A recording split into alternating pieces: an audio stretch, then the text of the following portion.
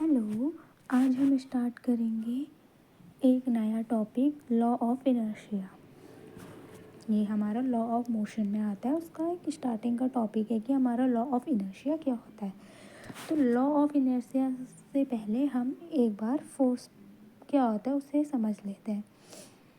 It's simple है, फिर भी एक बार जस्ट इससे पहले फोर्स क्या है, कैसे आया और हम कैसे डिफाइन करते हैं फोर्स को, तो इसको समझ लेते हैं। और इसके इफ़ेक्ट क्या है फोर्स प्रोड्यूस होने के, हम कैसे फोर्स प्रोड्यूस होता है, तो एक बार ये समझ लेते हैं। अब फोर्स क्या है? फोर्स इज़ लाइक पुश और पुल। हमारा क्या है? पुश और पुल। जैसे कि अगर हम किसी ऑब्जेक्ट को धक्का दे रहे हैं, मान लो ये कोई हमारा ऑब्जेक्ट है और ये भी कोई बंदा है, इसको पुश कर रहा है आगे को, तो क्या है, हम इस पर फोर्स लगा रहे हैं। या फिर अगर हम इसे अपनी तरफ खींच रहे हैं, पुल कर रहा है, खींच रहा है अपने तरफ को, अगर इसने मूव करा तो ये हमारा क्या हो गया? फोर्स हो गया कि हमने हाँ इस पर कुछ फोर्स लगा रखा है। तो फोर्स क्या है? चेंज ऑफ स्टेट है। क्या मतलब फोर्स है क्या? सिंपल सी बात है, फोर्स कुछ नहीं, स्टेट है कि इसमें चेंज होता है, किस चीज़ में, स्टेट में चेंज होता है या नहीं, डायरेक्शन में चेंज होता है या नहीं, या वो रेस्ट पे रहता है हमारा ऑब्जेक्ट।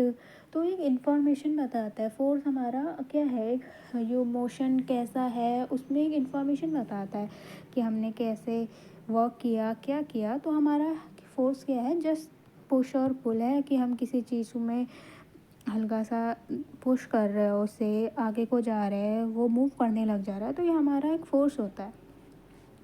तो अब हमारा है कि फोर्स के इफेक्ट से क्या क्या प्रोड्यूस होता है कि हमने फोर्स किया। तो अगर हमने एक फोर्स लगाया है तो इससे क्या हो सकता है कि स्पीड चेंज हो सकती है। जैसे एक एग्जांपल मान लो, जैसे हॉर्स कार्ट होता है, ठीक है। तो ये मान लो हमारा कोई हॉर्स है, ऐसे ही इसमें हम ऐसे कार्ट लगाए रहते हैं एक।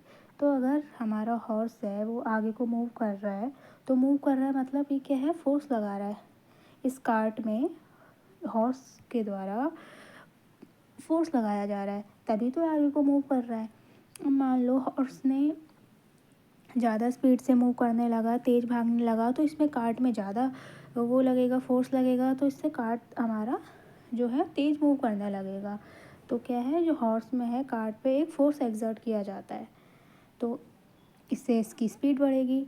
और मान लो हमें इसको रोकना है तो हॉर्स अपनी स्पीड स्लो कर देगा।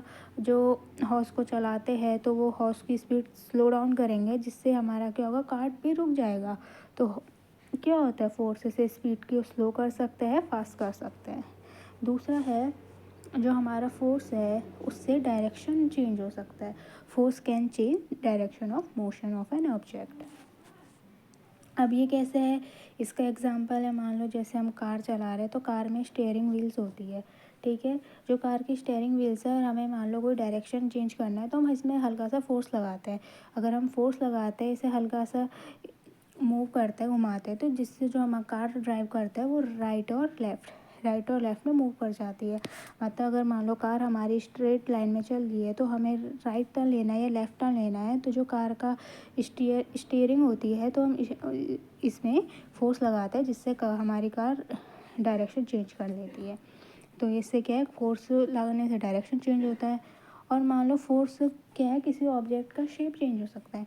मान लो कोई रबड़ की बॉल है, ये कुछ भी है, तो हमने इसे अपनी पाम में इसे पकड़ा, अगर हम इसे पुश करेंगे तो क्या हो जाएगा? इसका शेप चेंज हो जाएगा। रबड़ की बॉल है या कोई भी ऑब्जेक्ट है, अगर हम उसमें पुश करेंगे, या प्लास्टिक की बोतल है, अगर हम उसे प्रेस करेंगे तो क्या है, वो पिचक जाएगी, मतलब फोर्स लगेगा पहले, तो उससे क्या होगा? उसका शेप चेंज हो जाएगा। तो फोर्स के थ्रू हम क्या क्या कर सकते हैं? हम स्पीड चेंज कर सकते हैं। फोर्स है तो उससे स्पीड प्रोड्यूस होगी, तो स्पीड चेंज होगा, उससे डायरेक्शन होगा और हम उस डायरेक्शन भी चेंज हो सकती है, और उससे हम शेप चेंज कर सकते हैं किसी ऑब्जेक्ट का। तो ये हमारा एक फोर्स पे शॉर्ट डिस्क्रिप्शन था कि हमारा फोर्स क्या होता है।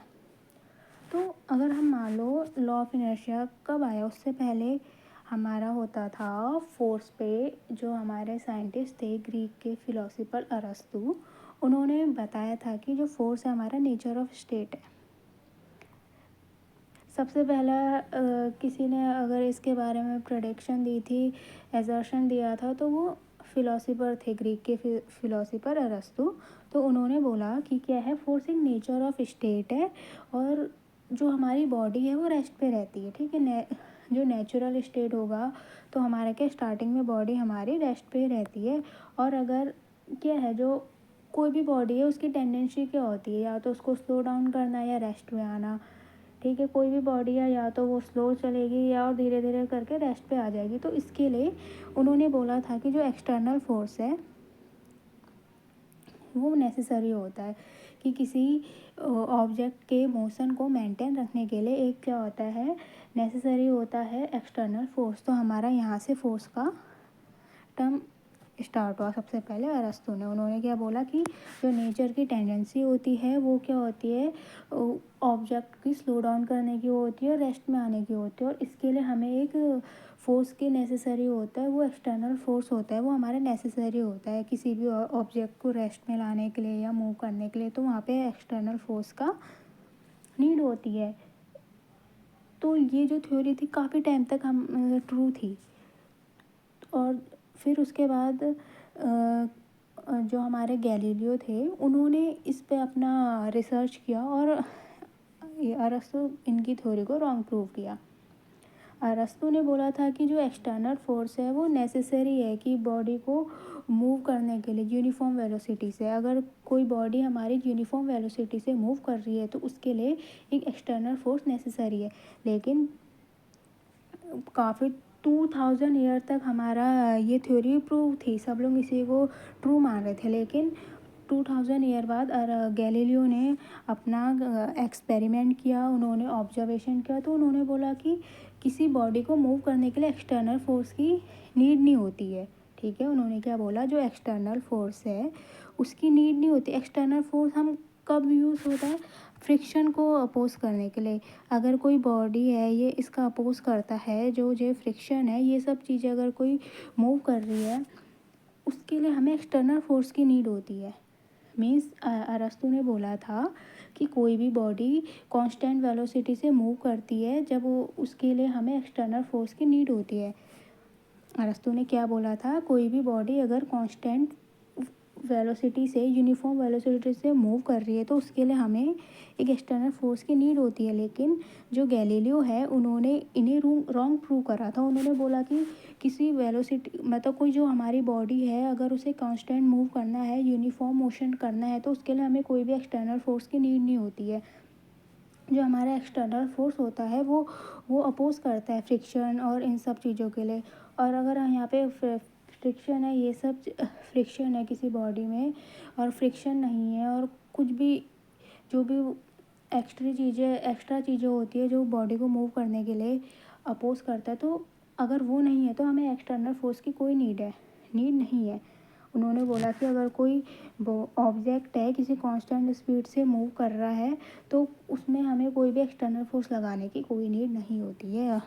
गैलीलियो ने अपना ये प्रूव किया और ये ट्रू रहा कि उन्होंने अपने ऑब्जेक्ट से, तो उन्होंने जो अरस्तु के थ्योरीज वगैरह थी, जो उन्होंने बोला था कि बॉडी को कांस्टेंट वेलोसिटी से मूव करने के लिए एक्सटर्नल फोर्स की नीड होती है, उन्हें रॉन्ग प्रूव किया। और गैलीलियो ने ये प्रूव किया कि अगर कोई बॉडी कांस्टेंट मूव कर रही है तो हमें उसके लिए कोई भी एक्सटर्नल फोर्स की नीड नहीं होती है। अगर कोई बॉडी हॉरिजॉन्टल मूव कर रही है तो वो मूव करते रहेगी उसमें, तो उसके लिए हमें कोई एक्सटर्नल फोर्स नहीं लगाना, कुछ नहीं लगाना है। तो यहाँ से उन्होंने उनको रॉन्ग प्रूव किया और यहाँ से हमारा गैलीलियो का जो भी उन्होंने रूल दिया वो हुआ। तो अब हम यहाँ से समझते हैं लॉ ऑफ इनर्शिया क्या है, और जो गैलीलियो ने कैसे एक्सपेरिमेंट किया जिससे उन्होंने वो निकाला कि ऑब्जर्वेशन किया कि कोई बॉडी को मूव करने के लिए एक्सटर्नल फोर्स की नीड नहीं होती अगर कांस्टेंट वेलोसिटी मूव कर रही है, ठीक है। तो गैलीलियो ने 2 एक्सपेरिमेंट किए थे। एक तो किया था उन्होंने सिंगल इंक्लाइन प्लेन से, ये हमारा इंक्लाइन प्लेन होता है, तो ये पहले एक सिंगल इंक्लाइन प्लेन लिया था, उसके बाद इन्होंने डबल इंक्लाइन प्लेन लिए थे। उन्होंने 2 प्लेन के थ्रू अपना ऑब्जर्वेशन किया और अरस्तु को रॉन्ग प्रूव किया। तो क्या है, Galileo experiment on the motion of the object. तो क्या है, it was Galileo who first asserted that the object move with constant speed when no external force act on them. मतलब वो गैलीलियो फर्स्ट थे जिन्होंने ये प्रूव किया कि कोई ऑब्जेक्ट हमारा कांस्टेंट स्पीड से मूव कर रहा है तो हमें वहाँ पे कोई भी एक्सटर्नल फोर्स की नीड नहीं होती है। ठीक है, तब उन्होंने कैसे प्रूव किया, उन्होंने क्या एक्सपेरिमेंट किया, तो उन्हें क्या पता लगा, चलो हम भी देखते हैं भाई इतना दिमाग कैसे लगा लिया उन्होंने। हम पे तो इतना आता नहीं है कि ऐसे ऐसे क्या, हमें तो यही पढ़ना मुश्किल हो जाता है। अरे भाई साहब क्या क्या इन्होंने निकाल दिया, ऐसे सॉल्व कर दिए, कैसे इनके इतना दिमाग आ जाता है। तो देखो उन्होंने क्या किया, सबसे पहले सिंगल इंक्लाइन प्लेन से उन्होंने अपना वो ऑब्जर्वेशन किया। तो उन्होंने क्या ऑब्ज़र्व किया, जैसे ये हमारा इंक्लाइन प्लेन है, ठीक है, तो उन्होंने ऑब्ज़र्व किया जब भी हमारा कोई ऑब्जेक्ट इंक्लाइन प्लेन के डाउन मोशन करता है, मतलब इंक्लाइन प्लेन के, ये हमारा इंक्लाइन प्लेन है और ये हमारा कोई क्या है, ये ऑब्जेक्ट है और यहाँ पे वो टॉप से नीचे को मूव कर रहा है, तो यहाँ पे क्या होता है, जो हमारी स्पीड है वो इंक्रीज़ हो जाती है। उन्होंने क्या ऑब्जर्व किया, सिंपल सी बात है, अगर हम मान लो कोई इंक्लाइन पे प्लेन ले ले, कोई भी प्लेन जैसा बना रहा है उसे हल्का सा टिल्ट कर दे, अगर हम यहाँ से कोई ऑब्जेक्ट गिराएंगे तो वो बहुत तेज़ स्पीड के साथ हमारा नीचे गिरेगा। अब सेकंड उन्होंने ऑब्जर्व किया कि जब हम ऑब्जेक्ट को इंक्लाइन प्लेन से अप मूव कराता है, मतलब ये इंक्लाइन प्लेन है, यहाँ पे ऑब्जेक्ट है, अब हम यहाँ पे ऐसे मूव कराएंगे तो क्या हो जाएगी, उसकी स्पीड वो डिक्रीज़ हो जाएगी। ठीक है, अगर हम यहाँ से यहाँ से ऑब्जेक्ट को फॉल करेंगे तो बहुत तेज़ स्पीड से गिरेगा, बट अगर हम इसे अपोजिट ले लेंगे और ऊपर को इसका मोशन कराएंगे तो इसकी क्या हो जाएगी, वेलोसिटी डिक्रीज़ हो जाएगी। और इन दो ऑब्जर्वेशन से उन्होंने बोला कि जब हमारा जो प्लेन है उसका स्लोप हो जाएगा, ना ही अब वो अपवर्ड होगा ना ही डाउनवर्ड होगा। अगर उसका स्लोप हम क्या करेंगे, ना ही हम उसको स्लोप नहीं बनाएंगे, एकदम स्ट्रेट लाइन में रखेंगे और ऑब्जेक्ट को मूव कराएंगे, तब क्या होगा, तो ना तो वहाँ पे एक्सलेरेशन होगा ना रिटार्डेशन होगा। अब देखो यहाँ से कोई ऑब्जेक्ट नीचे डाउन हो रहा है तो मतलब एक्सलरेटेड हो रहा है, स्पीड बढ़ेगी, इंक्रीज़ होगा, तो इसका जो एक्सलेरेशन है वो इंक्रीज़ होगा। अब ऐसे ही यहाँ ये ऑब्जेक्ट है, ये ऊपर को मूव कर रहा है तो यहाँ पे क्या होगा, इसका रिटार्डेशन होगा, एक्सलरेशन डाउन हो रहा है। ये वाला, ये है फर्स्ट वाला जो डायग्राम बता रहा है, ये डाउनवर्ड स्लोप के लिए या अपवर्ड स्लोप के लिए। अब थर्ड उन्होंने बताया कि कोई भी स्लोप नहीं बनाया है, डायरेक्टली इंक्लाइन प्लेन है, सिंपल सा है, कोई इंक्लाइन प्लेन नहीं है, स्ट्रेट लाइन है। तो यहाँ पे अगर हम किसी ऑब्जेक्ट को मूव करा रहे हैं, अगर हम फोर्स लगा रहे हैं, कुछ भी कर रहे हैं, तो क्या है, यहाँ पे ना तो एक्सलरेशन होगा ना रिटार्डेशन होगा, यहाँ पे कोई भी कुछ भी नहीं लगेगा, ना एक्सलेटेड होगा ना रिटार्डेशन होगा, जो भी वेलोसिटी होगी उसी से मूव करता रहेगा वो। तो इन्होंने क्या यहाँ पे कंक्लूड निकाल दिया कि the horizontal plane and object should move with a constant velocity in a straight line path.